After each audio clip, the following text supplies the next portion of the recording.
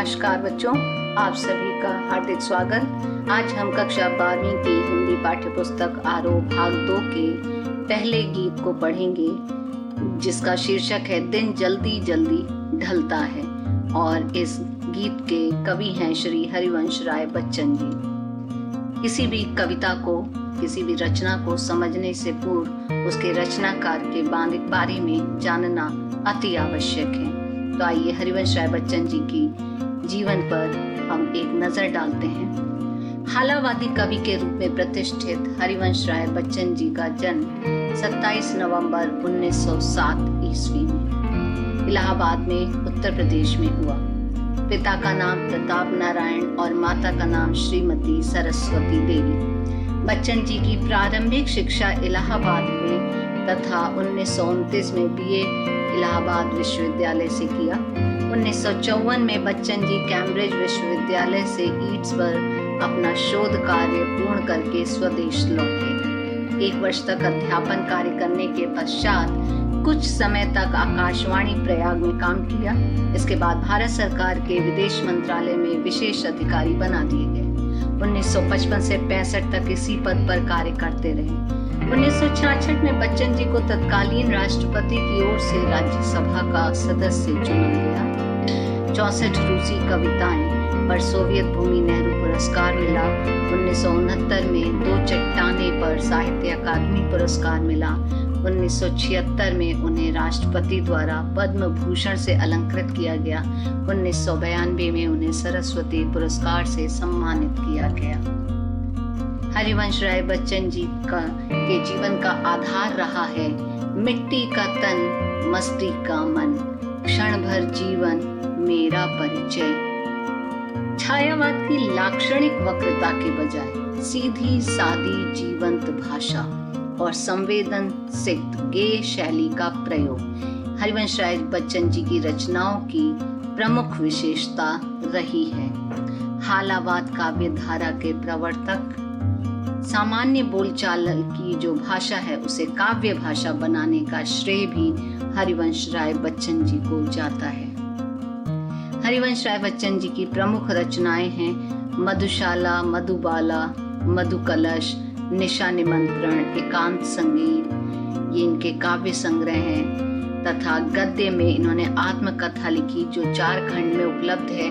क्या भूलूं क्या याद करूं, नीड़ का निर्माण, फिर बसेरे से दूर, 10 द्वार से सोपान तक। इन्होंने अनुवाद भी किया है अंग्रेजी साहित्य की कुछ महान रचनाओं का, हैमलेट, जनगीता और मैकबेथ नाम से। इसके अलावा अगर आप इनके पूरे वाङ्मय को पढ़ना चाहते हैं तो बच्चन ग्रंथावली 10 खंडों में प्रकाशित है, जिसमें आप बच्चन जी की समस्त रचनाओं को पढ़ सकते हैं।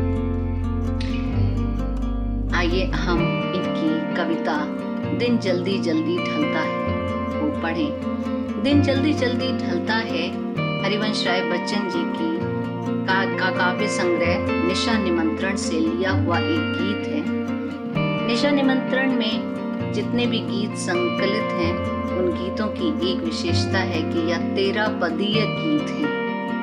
और दिन जल्दी जल्दी ढलता है यह निशा निमंत्रण का पहला गीत है। दिन जल्दी जल्दी ढलता है, हो जाए न पथ में रात कहीं, मंजिल भी तो है दूर नहीं। यह सोच थका दिन का पंथी भी जल्दी जल्दी चलता है। दिन जल्दी जल्दी ढलता है, दिन जल्दी जल्दी ढलता है। बच्चे प्रत्याशा में होंगे, नीड़ों से झांक रहे होंगे। यह ध्यान परों में चिड़ियों के भरता कितनी चंचलता है। दिन जल्दी जल्दी ढलता है, दिन जल्दी जल्दी ढलता है। मुझसे मिलने को कौन विकल, मैं किसके हित चंचल, यह प्रश्न शिथिल करता पद को, भरता उर में विह्वलता है। दिन जल्दी जल्दी ढलता है, दिन जल्दी जल्दी ढलता है।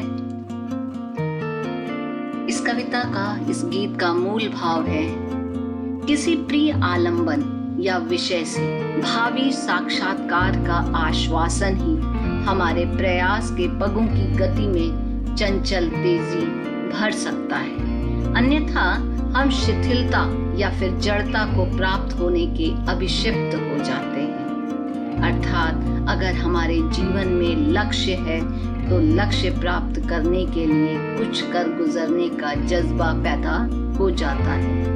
यह इस गीत का मूल भाव है। आइए अब हम इस कविता के भावार्थ को समझें।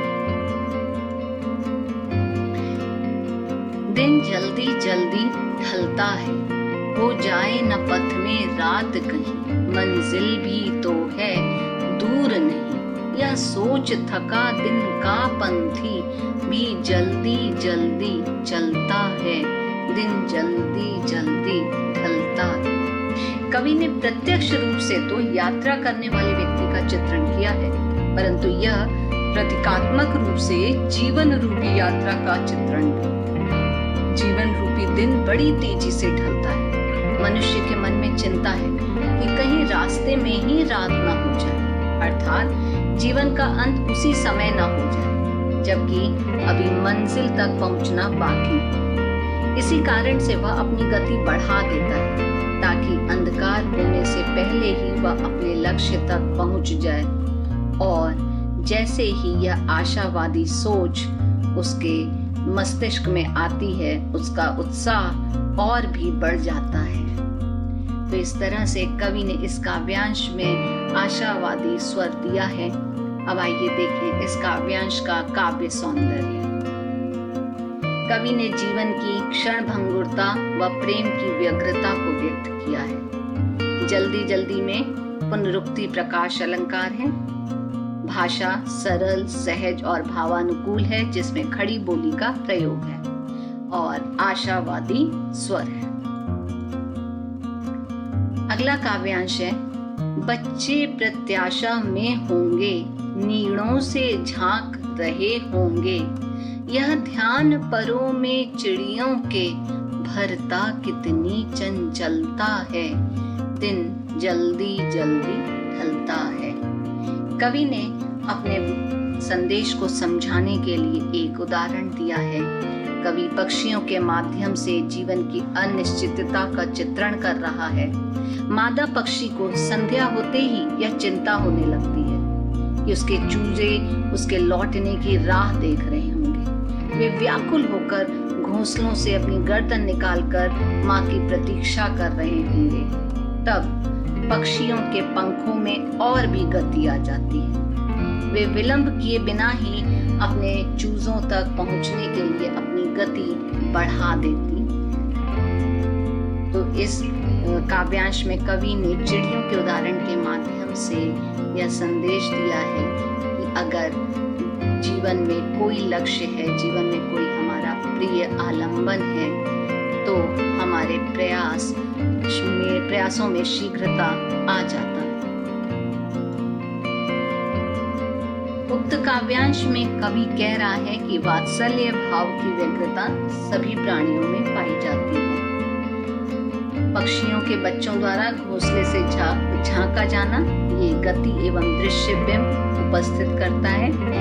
गति एवं दृश्य बिंब से अर्थ है कि जैसे ही हम यह काव्यांश पढ़ते हैं, पाठक के मन में तुरंत घोंसलों से झांकते हुए चूजों का चित्र मन में उपस्थित हो जाता है और चिड़िया का तेज पंख चलाते हुए उड़ते हुए आकाश में आने का चित्र उपस्थित हो जाता है। बिंब अर्थात चित्र। तत्सम शब्दावली की प्रमुखता है। जल्दी जल्दी में पुनरुक्ति प्रकाश अलंकार है। सरल सहज और भावानुकूल खड़ी बोली में सार्थक अभिव्यक्ति। मुझसे मिलने को कौन विकल, मैं हूँ किसके हित चंचल, यह प्रश्न शिथिल करता पद को, भरता उर में विह्वलता है, दिन जल्दी जल्दी ढलता है। बच्चन जी इस काव्यांश में कहते हैं कि उनसे मिलने के लिए कोई व्याकुल हो, विकल अर्थात व्याकुल, ऐसा प्रियजन है ही नहीं, तब वे किसके लिए शीघ्रता करें, किसके लिए घर जाएं। बस यही प्रश्न जैसे ही उनके मस्तिष्क में आता है, उनकी गति को कमजोर बना देता है। और दिन का अवसान तो अपने क्रम को नहीं तोड़ता, वह शीघ्रता के साथ ढलता ही है, अर्थात समय तो परिवर्तनशील है, समय निरंतर आगे बढ़ता ही रहता है। तो यहाँ पर कवि ने अपने मन की बेचैनी को व्यक्त किया है। एकाकी जीवन बिताने वाले व्यक्ति की मनोदशा का वास्तविक चित्रण है। सरल, सहज और भावानुकूल खड़ी बोली का प्रयोग है। मुझसे मिलने में अनुप्रास अलंकार, मैं हूँ किसके हित चंचल। यहाँ चूंकि प्रश्न है इसलिए इस पंक्ति में प्रश्नालंकार है। तत्सम प्रधान शब्दावली है, विकल, चंचल जैसे तत्सम शब्दों का प्रयोग किया है, परंतु अभिव्यक्ति की सरलता है। आइए एक बार पुनः इस पूरे गीत पर नजर डालते हैं। एक गीत निशा निमंत्रण से उद्धृत, एक गीत शीर्षक गीत में श्री हरिवंश राय बच्चन जी ने अपने जीवन के अकेलेपन की कुंठा को अभिव्यक्त किया है। दिन भर की यात्रा से थका हुआ पथिक भी यह सोच कर कि अब मंजिल अधिक दूर नहीं है, अधिक तेजी से चलने लगता है। उसके पैरों की थकान केवल इस विचार से दूर हो जाती है कि घर पर उसके परिवार के लोग उसकी प्रतीक्षा कर रहे होंगे। यह सोचकर ही उसके पैरों की गति और बढ़ जाती है। चिड़िया भी दिन भर की उड़ान के बाद थक जाती है, लेकिन घोंसले में बैठे उसके बच्चे बाहर झांक कर उसकी राह देख रहे होंगे। इस विचार के मन में आते ही उसके पंखों में तेजी आ जाती है।